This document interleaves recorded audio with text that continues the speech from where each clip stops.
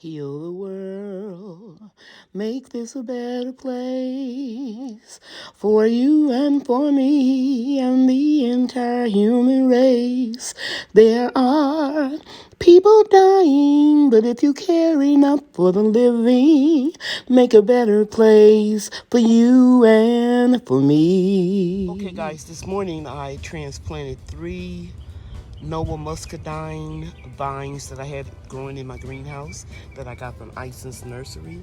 There's one right there in front of that T-post, and one over here, and then one here. And I'm gonna wait until after the storm, and I'm gonna find my heavy-duty wire that I have in the shed and secure these along the T-post, and I will have 2 strands of muscadine grapes, one along in here, and then another one around in this area here. This is my Texas Star Hibiscus tea bed. Now, last night I told you what it looks like when it dies back, and you can see, I'm gonna show you how easy it is to just break it off. And you see this right here? This is the new growth. Here, here, here, here, there, right there. All of that is new, okay? So you can break this off when you can. Getting ready to rain, guys. But I'm gonna clean all of this out, and it will just be Texas Star Hibiscus in here and mint. And I'll put some of my small ones. See how that soil has broken down from the wood chips? I will bury a plant. I mean, this soil is super, super rich. Look at that. Super rich. So I'll put a couple plants in here, okay? And all in this bed where I don't see any new growth popping up, I'll plant some of those smaller seedlings that I grew this winter. Share with you that we have some muscadines coming on these vines. These are 2-year-plus vines, so we'll get a few grapes. I'm not really concerned about getting grapes the first year.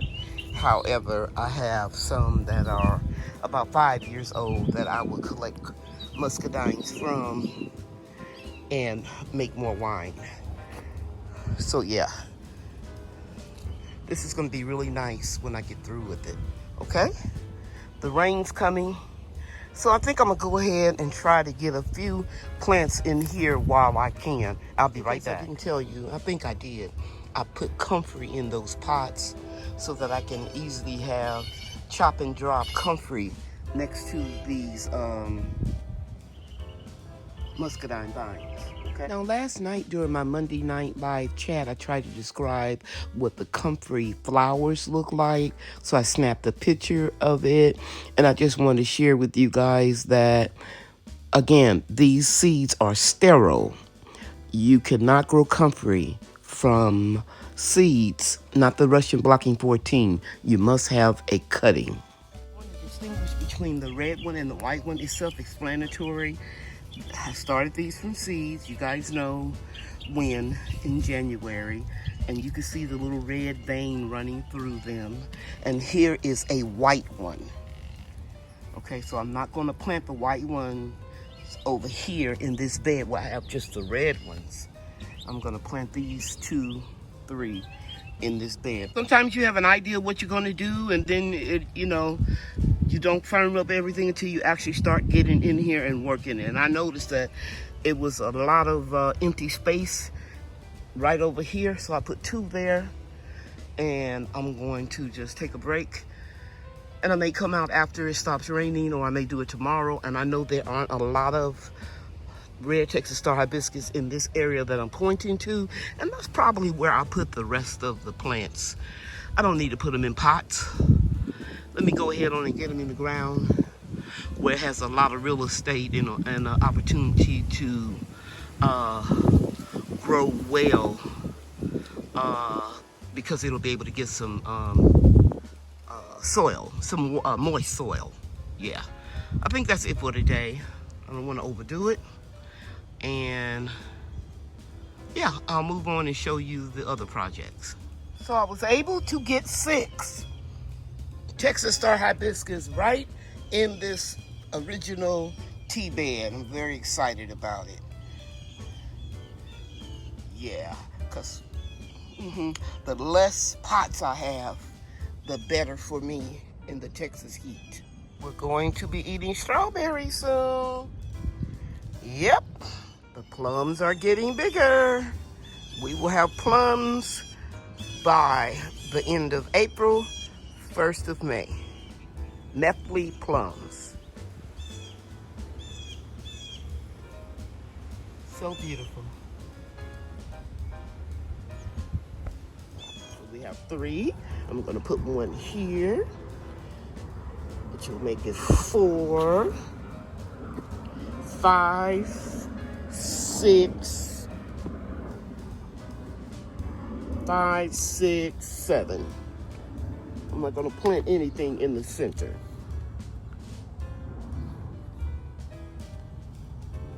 So once again, if I was planting these in a raised bed or perhaps in a in-ground planting, I would not plant them this close. But I like to grow and store or preserve a lot of okra for several reasons. One, because I hated it as a kid, but I love it now as an adult. And when I found out that okra is very beneficial for your health, and one of the main reasons that I like about the health benefits is this, that it is good to drink the okra water. And I will share with you how I make okra water. You just cut it up, raw, fresh or frozen, and put it in a cup of water and leave it on your counter overnight. And drink it. It will lower your glycemic index. So if you know anybody who is suffering from diabetes, or if they're pre-diabetic like me, I have been for 13 years without medication, I control it. Drink a lot of okra water. Drink some every day, and of course, you can eat it. Now, I don't eat too much deep fried okra because of the oil content, okay? But I do stir fry it with a little olive oil, a little garlic, and add whatever I want to it. And that is my favorite way to eat okra. But I can just rinse it off while I'm working in the garden, guys, and just eat it raw, like a snack. I have dehydrated it and made it like a snack. I saw something in a gourmet cooking ad for dried okra, and I just laughed. I said, oh shoot, I've been making that for years. So anyway, guys, that's it. That's how I plant my okra. Very simple.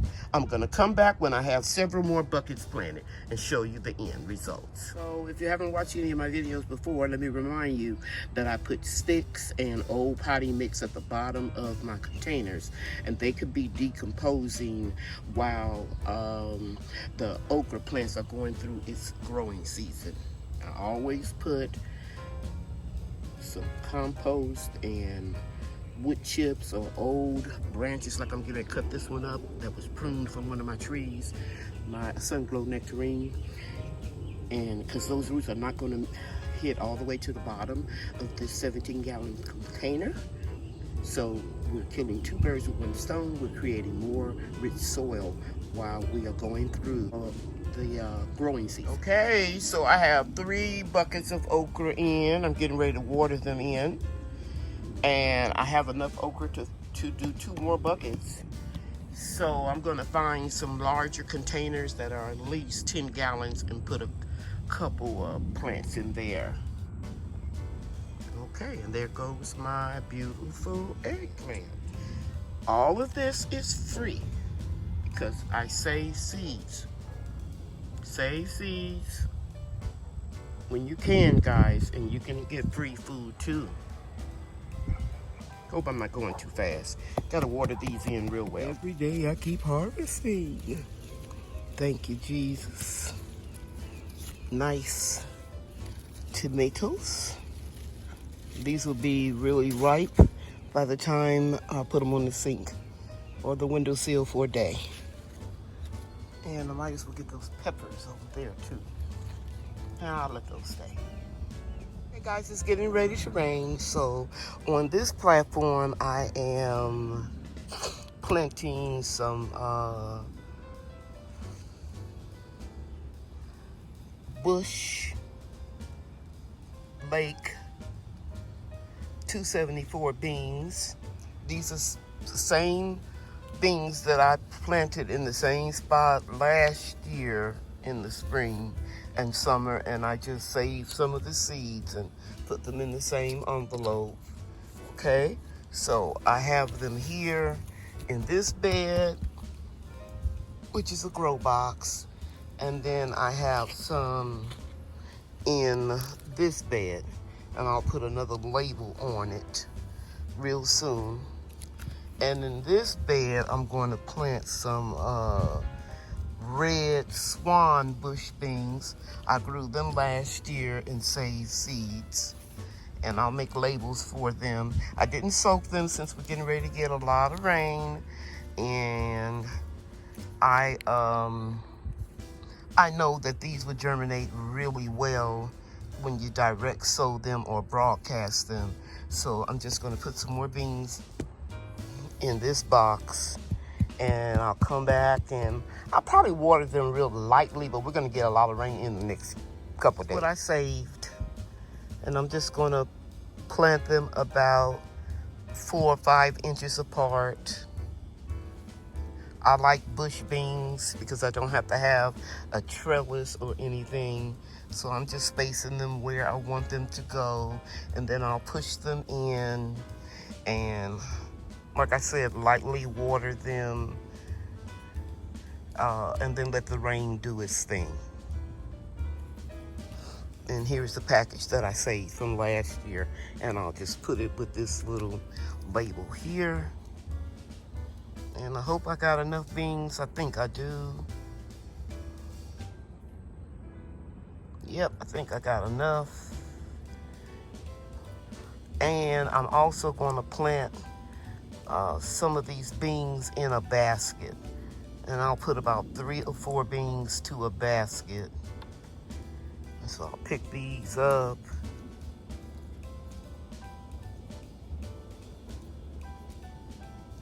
Yeah.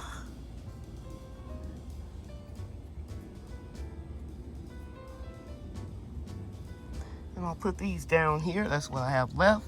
That's enough for about 2 baskets of beans. And then I'll just push these down and cover them up. You guys know how to do that. So I'm just gonna lightly water these in to keep the birds from coming over and eating the beans.